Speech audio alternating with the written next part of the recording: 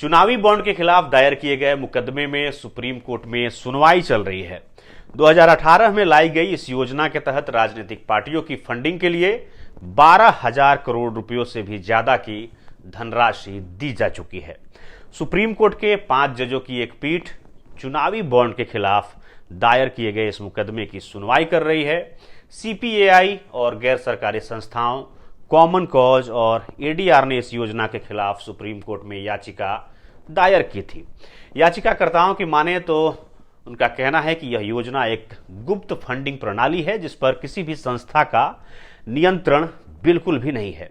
याचिकाकर्ताओं का मानना है कि इस योजना की वजह से राजनीतिक दलों की फंडिंग अपारदर्शी हो गई है, जबकि केंद्र सरकार का कहना है कि राजनीतिक दलों की फंडिंग के बारे में जानने का नागरिकों का कोई अधिकार नहीं है। नमस्कार, मैं हूं विपुल और आप देख रहे हैं डेमोक्रेसी एक्सप्रेस। और आज हम बात करने वाले हैं कि क्या होते हैं ये चुनावी बॉन्ड और क्यों इन पर छिड़ी हुई है जंग। चुनावी बॉन्ड की घोषणा 2017 के केंद्रीय बजट में की गई थी और इन्हें लागू 2018 में किया गया था। यह मूल रूप से भारत में राजनीतिक दलों को चंदा देने की एक योजना है।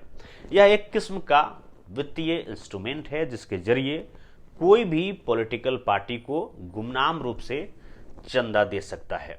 इन पर कोई ब्याज भी नहीं लगता।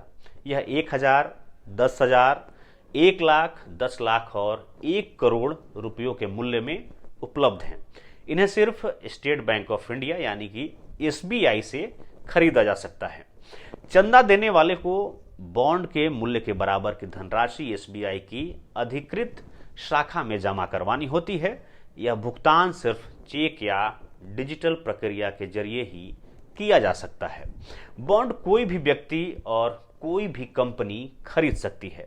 कोई कितनी बार बॉन्ड खरीद सकता है इसकी कोई सीमा तय नहीं है। जिस पार्टी के नाम से बॉन्ड लिया गया है उसे 15 दिनों में इसे भुना लेना होता है। 15 दिनों के बाद एसबीआई बॉन्ड की धनराशि को प्रधानमंत्री राहत कोष में जमा करा देती है। अब सवाल ये उठता है कि ये बॉन्ड लाए क्यों गए। सरकार में तत्कालीन वित्त मंत्री अरुण जेटली ने अपने बजट भाषण में कहा था कि इस योजना को पॉलिटिकल पार्टीज के फंडिंग में पारदर्शिता लाने के लिए लाया जा रहा है। मुख्य रूप से केंद्र सरकार आज भी योजना का समर्थन इसी आधार पर करती रही है। इसका लाभ पाने के लिए केवल वही पार्टी योग्य होती है जो लोक प्रतिनिधित्व अधिनियम 1951 के तहत रजिस्टर्ड हो। इसके अलावा एक और शर्त अनिवार्य होती है कि उस पार्टी को पिछले लोकसभा या विधानसभा चुनावों में कुल पड़े मतों का कम से कम 1% मत मिला हो। योग्य पार्टियों को अपने बैंक खाते की जानकारी इलेक्शन कमीशन को देनी होती है। बॉन्ड के जरिए पाए हुए पैसों को पार्टी ने कैसे खर्च किया इसकी जानकारी भी चुनाव आयोग को देनी होती है। यानी किसको कितने पैसे मिले और उन पैसों को कैसे खर्च किया गया उसकी पूरी जानकारी चुनाव आयोग को देनी होती है। सरकार की दलील है कि इस प्रक्रिया में पूरी तरह पारदर्शिता बरती जाती है, लेकिन बॉन्ड के खिलाफ मुकदमा करने वाले याचिकाकर्ताओं का कहना है कि असलियत इसके ठीक विपरीत है। उनका कहना है कि एक तरफ तो चुनावी बॉन्ड आम लोगों को चंदा देने वालों की कोई जानकारी नहीं देते और दूसरी तरफ सरकारी बैंक के शामिल होने की वजह से सरकार के पास हमेशा यह जानकारी हासिल करने का विकल्प मौजूद रहता है। ऐसे में सत्तारूढ़ पार्टी यह पता कर सकती है कि विपक्षी पार्टियों को कौन चंदा दे रहा है और उन पर दबाव बना सकती है।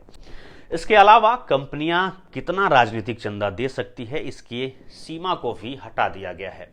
कंपनीज एक्ट 2013 के तहत कोई भी कंपनी पिछले 3 साल औसत नेट प्रॉफिट के 7.5% मूल्य के बराबर ही राजनीतिक चंदा दे सकती थी, लेकिन चुनावी बॉन्ड लाते समय इस सीमा को हटा दिया गया, जिसकी वजह से अब बड़े कॉरपोरेट घराने असीमित राजनीतिक चंदा दे सकते हैं।